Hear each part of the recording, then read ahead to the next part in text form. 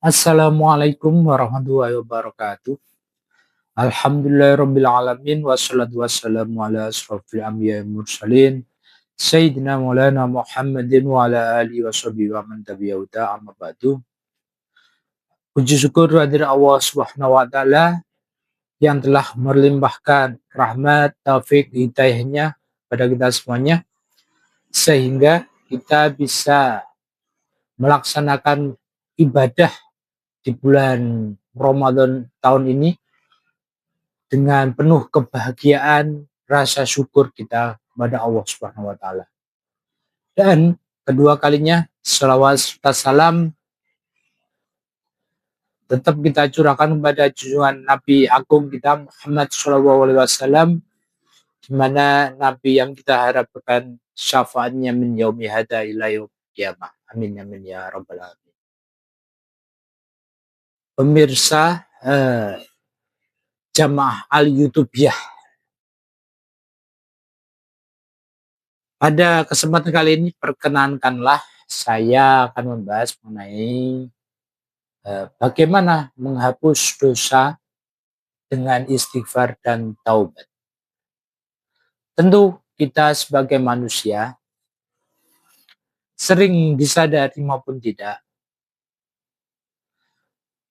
di dalam kegiatan sehari-hari kita sering melaksanakan ataupun kita melakukan yang namanya perbuatan dosa. Entah itu kita sengaja maupun kita tidak sengaja. Bagaimana itu adalah fitrah manusia. Terus bagaimana kita meminta maaf atas dosa-dosa yang kita perbuat. Kita tahu bahwasannya Allah itu mempunyai sifat atau nama-nama Asmaul Husna yang berjumlah 99 itu. Salah satunya adalah Al-Afu dan juga Al-Ghafur. Yang artinya Allah itu maha pemaaf dan maha pengampun. Di dalam kita meminta ampun kepada Allah, dalam kita meminta maaf kepada Allah, tentu itu tidak sesama dengan kita meminta maaf dengan manusia. Kalau seumpama dengan manusia kita harus menunggu Lebaran katakanlah, atau momen-momen tertentu, tapi di dalam kita meminta maaf kepada Allah itu kita tidak perlu yang namanya antrian, tidak perlu menunggu momen-momen tertentu. Pada saat itu pula, pada saat kita sadar, pada saat kita merasa bahwasanya kita melaksanakan dosa, itu kita meminta maaf kepada Allah.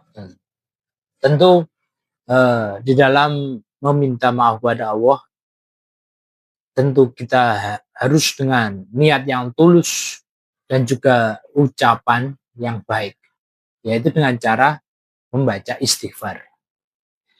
Membaca istighfar itu bagaimana? Yaitu dengan bacaan Astaghfirullahaladzim. Astaghfirullahaladzim mempunyai makna, ya Allah, ampunilah dosa-dosa saya.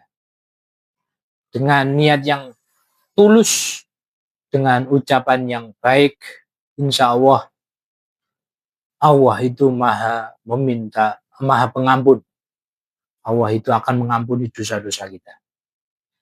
Itu ibaratnya, kalau kita ibaratkan dengan kehidupan kita sehari-hari, ibaratnya kita menulis di dalam di papan tulis ataupun di buku. Untuk menghapusnya bagaimana? Untuk menghapusnya kalau di papan tulis dengan penghapus. Kalau buku itu menggunakan tip X ataupun penghapus, ya itu. Itu ada untuk dosa-dosa kecil. Kalau seumpama kita melaksanakan atau naudzubillah min dzalik, kita jangan sampai kita melakukan dosa-dosa besar. Jika kita telah melakukan dosa besar, maka untuk menghapusnya bagaimana? itu tidak hanya dengan istighfar, tapi harus dengan menggunakan taubat.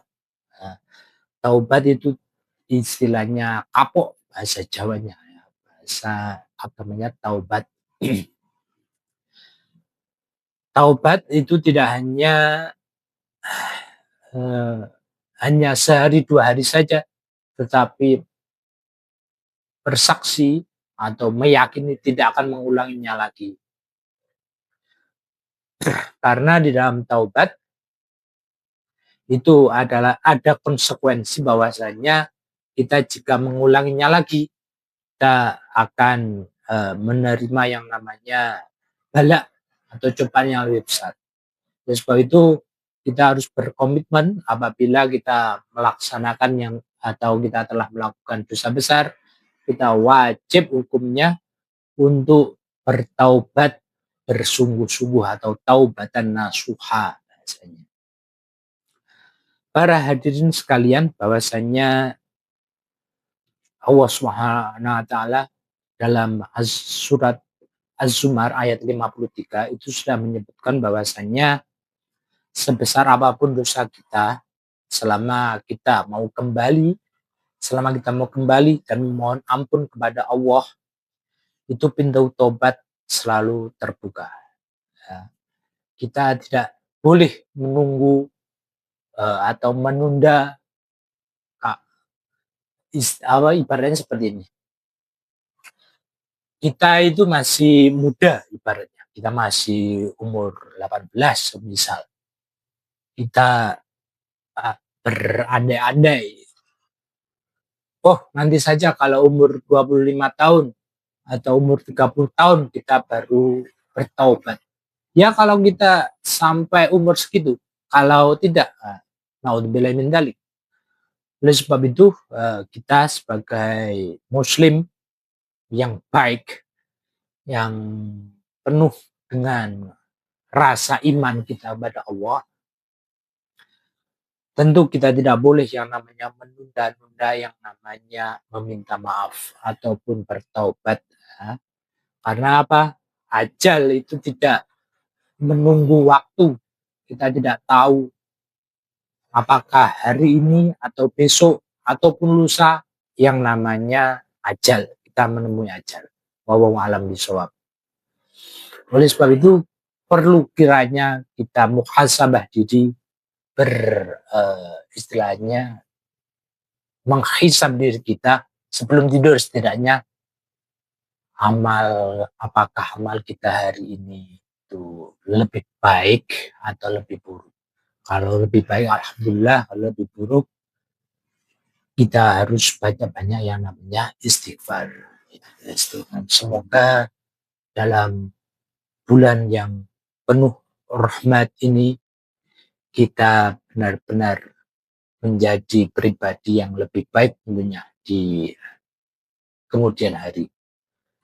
Saya jadikan Ramadan tahun ini itu menjadi Ramadan yang istilahnya Ramadan yang karim, Ramadan yang penuh dengan rahmat Allah, kemuliaan Allah.